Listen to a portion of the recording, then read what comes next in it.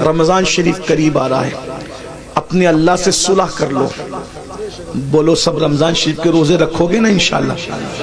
یاد رکھیے، تراویح پوری پڑھیے، رمضان شریف میں روزے رکھیے، عبادت کیجئے. رمضان شریف کی پہلی رات آتی نا، پہلی رات، رمضان شریف کی پہلی رات، تو عرش کے نیچے سے ہوا چلتی ہے رحمت کی، اور اللہ تعالیٰ اس دن اپنے بندوں کو پیار سے دیکھتا ہے، اور جس پر رحمت کی نظر اس دن پڑ جاتی ہے اللہ اس کو جنتی بنا دیتا ہے. روزہ مت چھوڑنا. اور ایک بات یہ بھی یاد رکھنا، المعجم الاوسط میں یہ حدیث ہے کہ جو رمضان شریف میں ایک گناہ کرتا ہے اللہ اس کی 1 سال کی عبادت کو ضائع کر دیتا ہے. یعنی رمضان شریف میں اس لیے گناہ سے بچو. اس رمضان شریف میں گیم نہیں کھیلنا، فلمیں نہیں دیکھنا، گانے نہیں سننا. آج کل تو لوگ افطار کے وقت بھی واٹس ایپ پہ لگے رہتے ہیں، اور وہ پتہ نہیں کچھ پاگلوں نے ایسے چینل شروع کر دیے کہ وہ چینل سحری کے وقت بھی چالو رہتے ہیں، افطار کے وقت بھی چالو رہتے ہیں.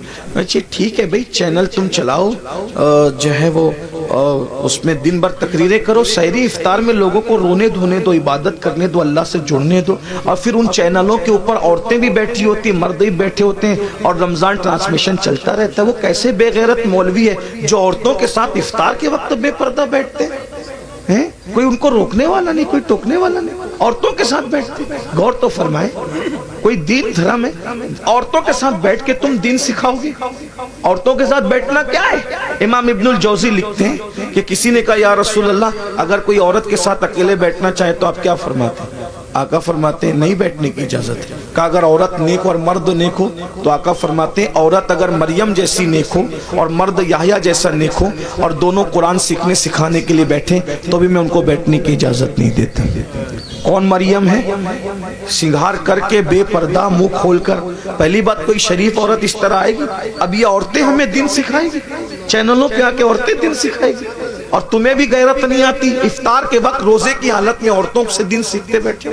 لا الہ الا اللہ. کیا میرے بھائی، ام المومنین سیدہ عائشہ صدیقہ کی قرآن پڑھنے کی آواز بلند ہو گئی تو فاروق اعظم رضی اللہ تعالیٰ نے عرض کیا رسول اللہ امی جان عائشہ زور سے قرآن پڑھ رہی تھی، آواز گھر کے باہر جا رہی تھی. آقا نے میں عائشہ عورت کی آواز بھی عورت ہے، زور سے قرآن نہ پڑھا کر. سارے مومنین کی ماں ان کو روک دیا کہ زور سے قرآن نہ پڑھو. یہ دین ہے، یہ دین کی پوترتا ہے، یہ دین کا تقدس ہے. سب پامال کیا. یہ افطار اور سحری کا وقت کیا ہے؟ اللہ تعالیٰ سحری اور افطار میں اپنے بندوں سے کہتا ہے کوئی مجھ سے روزی مانگنے والا؟ روزی مانگو میں تمہیں روزی دوں گا. مغفرت مانگنے والا؟ مغفرت مانگے گا مغفرت دوں گا. ہے کوئی مجھ سے نعمتیں مانگنے والا؟ میرے بندے مانگ، میں وعدہ کرتا ہوں تو جو مانگے گا میں تجھے عطا کروں گا. کیونکہ یہ رمضان ہے، سحری اور افطار کا وقت ہے، مجھ سے جو مانگا جائے گا میں عطا کروں گا. سال بھر لوگوں کے دروازوں پہ دستک دینے والوں، اللہ کی رحمتیں تمہارے دروازے دل پہ دستک دیتی ہے. مان کیا مانگتا ہے؟ اس وقت تو نہیں مانگتے، پھل کاٹتے رہتے، ادھر ادھر باتیں کرتے رہتے، بھنکس بازی کرتے رہتے، واٹس ایپ پہ لگے رہتے، فیس بک. میرے بھائی رمضان شریف کا فائدہ اٹھا لو. آقا فرماتے ہیں جس کو رمضان شریف ملے اور وہ اپنی بخشش نہ کروا لے وہ اللہ کی رحمت سے محروم ہو جائے، دور ہو جائے، اللہ کی رحمت سے دور ہو جائے. جس کو ماں باپ ملے اور وہ جنتی نہ بن جائے وہ اللہ کی رحمت سے دور ہو جائے. محفل میں درود پڑھا، محفل میں ذکر رسول کیا جائے اور حضور پہ درود نہ پڑھا جائے وہ اللہ کی رحمت سے دور ہو جائے. حضور نے جمعہ کے وقت خطبے کے لیے جاتے ہوئے ممبر پر سیڑھیوں پہ قدم رکھتے ہوئے یہ دعائیں کی تھی اور آپ کی دعا پہ جبریل نے آمین کہا تھا. اس لیے رمضان شریف میں کوشش کرو روزے رکھنے کی. جو ایک روزہ چھوڑ دے رمضان شریف کا، صرف ایک روزہ، پوری زندگی روزہ رکھتا رہے، ایک رمضان شریف کے روزے کی فضیلت کو نہیں پا سکتا. اس لیے روزہ رکھو. کچھ لوگ کیا کہتے ہیں مولانا ہم کام کرتے ہیں، بیمار ہے، یہ وہ. یاد رکھنا روزے سے کبھی بیماری نہیں بڑھتی، کہ اللہ کے رسول فرماتے ہیں روزہ رکھو صحت مند ہو جاؤ. آج کی جو جدید تحقیق تو آتی رہے گی، لیکن جدید تحقیق کیا کہہ رہی ہے پتہ ہے؟ جدید تحقیق کہہ رہی ہے جتنا بھوکے رہو گے اتنا صحت مند رہو گے. یہ جو فاسٹنگ واسٹنگ کے جو چکر سب ڈاکٹر لوگ بیان کر رہے ہیں، یہ آج بیان کر رہے ہیں، میرے نبی نے 1450 سال پہلے بیان کیا۔ ایک مرتبہ ایسا ہوا، میری امی کی ہاتھ کی ہڈی ٹوٹ گئی، تو میں امی کو آپریشن کروانا تھا، تو میں گیا۔ تو مالیگاؤں میں ایک ڈاکٹر ہے، جین ڈاکٹر، وہاں آپریشن تھا امی کا۔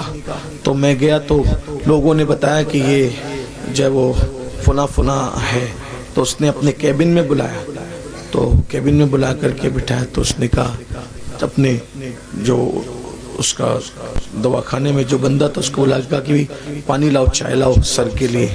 تو میں نے کہا کہ ہم پانی نہیں پیئیں گے، چائے بھی نہیں پیئیں گے۔ تو کہا کیوں؟ تو مجھے ایسا لگا کہ یہ جین ہے، اگر میں اس کو نہیں بتاؤں گا تو یہ کہیں بدگمان نہ ہو جائے، تو اسلام سے بدزن نہ ہو جائے کہ یار دیکھو یہ مسلمان لوگ ہماری چائے بھی نہیں پیتے۔ تو میں نے کہا میں چائے اس لیے نہیں پیوں گا، میں روزے سے ہوں۔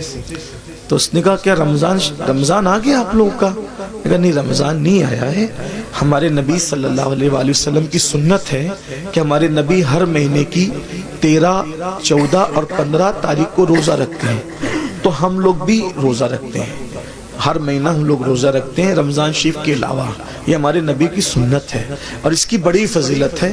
ہمارے نبی صلی اللہ علیہ وآلہ وسلم نے فرمایا کہ یہ جو روزے رکھتا ہے 3 روزے، تو اس کو پورا مہینہ روزہ رکھنے کا ثواب ملتا ہے۔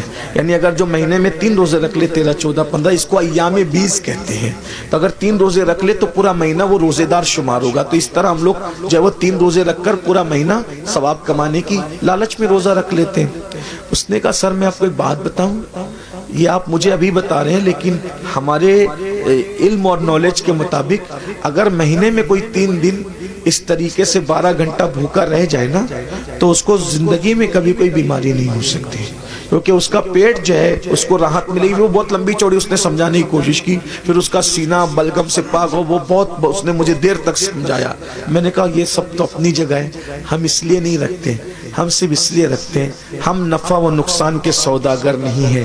محبوب نے کہہ دیا بس ہم نے کرنا ہے، ہمارا مزاج ہے، ہم مسلک عشق والے ہیں، ہم سوداگر ثواب کے بھی نہیں ہیں اور ہم سوداگر نفع و نقصان کے بھی نہیں ہیں، یاد رکھیے۔ تو بہرحال اس وقت اس نے مجھے بتایا، تو میں نے کئی لوگوں کو بتایا کہ دیکھو غیر مسلم لوگ بھی روزے کے قائل ہو رہے ہیں، بلکہ اب تو بہت سارے غیر مسلم بھائی بھی رمضان شریف کے بہانے وہ روزہ رکھنے کی کوشش کرتے ہیں تاکہ فاسٹنگ کا فائدہ ان کو بھی مل جائے۔ لیکن ایک بات آپ کو بتاؤں، ہم سائنسی فائدہ حاصل کرنے کے لیے روزہ نہیں رکھتے، ہم تو یار کی رضا کے لیے رکھتے ہیں۔ اور میرا اللہ فرماتا ہے، آئے ہائے کیا بات کہی میرے اللہ نے، اللہ فرماتا ہے روزہ میرے لیے ہے اور میں ہی اس کی جزا ہوں، یعنی ہر نیکی کا ثواب ہوگا اور روزے کی اجر کیا ہے؟ ذات الہی کا دیدار ہوگا۔ اسی لیے آقا فرماتے ہیں روزے دار کو 2 خوشی ہے، 2 خوشی کیا؟ ایک افطار کے وقت اور لقائے رحمان کے وقت، یعنی اللہ کا دیدار نصیب ہوگا روزہ داروں کو۔ اللہ جنت میں روزہ داروں سے بے حساب ملے گا، بے حساب ان کو اپنا دیدار، اور بے حجاب اللہ ان کو اپنا دیدار عطا فرمائے گا، بے حجاب، بے پردہ۔ سوچو تو صحیح، جب اس کا نبی اتنا خوبصورت ہے تو اتنے خوبصورت نبی کو بنانے والا خدا کے حسن و جمال کا عالم کیا ہوگا۔ جب اس کا یوسف اتنا خوبصورت ہے تو یوسف کو بنانے والے خدا کے حسن و جمال کا عالم کیا ہوگا۔ کیا مزہ آئے گا جب اپنے اللہ کا جنت میں دیدار کریں گے۔ لیکن کون کرے گا؟ جو جنت میں جائے گا، جو جنت میں جائے گا ہی نہیں، اس کا کیا حال ہوگا۔ اس لیے توبہ کیجئے، توبہ کے دروازے کھلے ہوئے، استغفار کیجئے، اللہ کو منائیے، اللہ کو راضی کیجئے، اللہ سے صلح کیجئے۔ دیکھو اگر آخرت کی تیاری کرو گے تو بھی دنیا سے جانا ہے، نہیں کرو گے تو بھی دنیا سے جانا ہے۔ اللہ ناراض رہے گا، ہڈیاں بھی قبر میں پگھل جائے گی، کیڑے کھا لیں گے، سانپ بچھو ڈسیں گے، اور قیامت تک جو ہے وہ سانپ بچھو ڈستے رہیں گے۔ اور اگر اللہ کو راضی کر لیا کفن بھی میلا نہیں ہوگا انشاءاللہ، کفن بھی میں اللہ کو راضی کر لو، روزے رکھو، فرائض واجبات پر عمل کرو، آج سے پہلے جو ہوا اس سے توبہ کر لو۔ اللہ تعالیٰ ہم سب کو توفیق عطا فرمائے۔ ہم سب توبہ کرتے ہیں سب مل کے، زندگی بدلیں گے انشاءاللہ۔ پہلا کام کیا کرنا ہے ابھی سے؟ نماز شروع کرنا ہے، کل سے نہیں، آج سے نہیں، ابھی سے۔ اور ابھی سے کیا؟ جب انیس المشائخ کا خطاب ہوگا اس کے بعد دعا ہوگی، تو جن کی عشاء باقی ہے وہ پہلے گھر جا کے عشاء پڑھیں گے، اور سنی سے العقیدہ امام کے پیچھے جماعت کے ساتھ نماز شروع کریں گے فجر سے۔ عشاء بھی پڑھو، فجر بھی پڑھو، اللہ سے دعا کرو، اللہ پاک آنے کی نیت کرنا میرا کام ہے، اپنے کرم سے بلانا تیرے کرم پر ہے۔ دیکھو وہ ضرور بلائے گا، نیت کرو، سچی نیت کرو۔ اگر سچی نیت کر کے فجر میں سو گے نا، کتنے بھی تھکے رہو گے، آدھے گھنٹے بعد بھی تمہاری آنکھ کھلے گی۔ جب ٹرین پکڑنے کے لیے آنکھ کھل سکتی ہے تو نماز کو جانے کے لیے آنکھ کیوں نہیں کھل سکتی؟ بس بات اتنی ہے، ٹرین کی اہمیت دل میں ہے کہ ٹرینیاں چھوٹ نہ جائے تو آنکھ کھل جاتی ہے، تو نماز چھوٹ نہ جائے تو بھی آنکھ کھلے گی۔ جب انسان ایگزام دینا ہوتا ہے نا، تو ایگزام دینے والے بچوں کو نیند نہیں آتی۔ جب ایگزام کے لیے دنیا کی کامیابی کے لیے اٹھ سکتے ہو تو آخرت کی کامیابی کے لیے بھی تو اٹھ سکتے ہیں نا۔